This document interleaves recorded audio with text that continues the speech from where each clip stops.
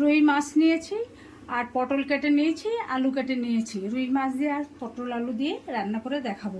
Tomato নিয়েছি, আদা রসুন বাটা নিয়েছি, পেঁয়াজ কুচি, জিরে গুঁড়ো, লঙ্কা গুঁড়ো, ধনে গুঁড়ো, হলুদ গুঁড়ো, লবণ।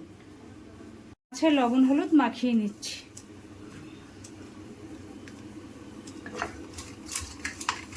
কড়াইতে তেল দিয়ে দিচ্ছি, মাছগুলো ভেজে নেব। মাছগুলো ভেজে নিচ্ছি।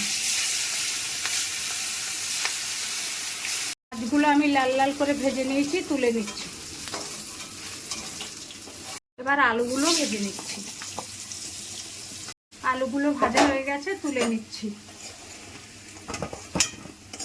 পটলগুলো ভেজে নিচ্ছি।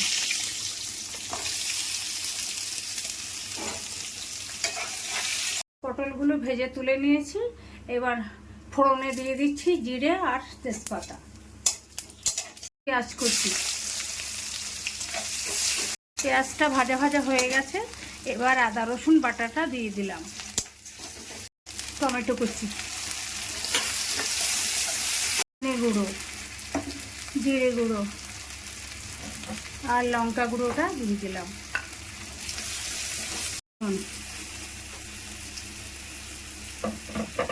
হলুদ।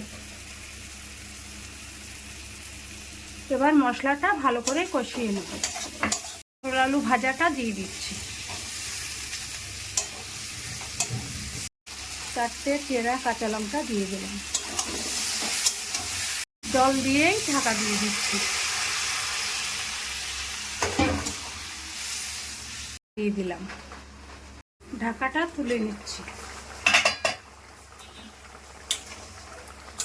এবার মাছগুলো দিয়ে দেব।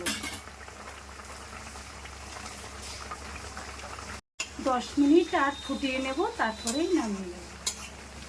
পটল আলু রুই মাছটা আমার রেডি হয়ে গেছে। এবার একটু গরম মশলা দিয়েই নামিয়ে নিচ্ছি। এইভাবে রান্না করলে খেতে দারুণ হবে, কথা দিলাম।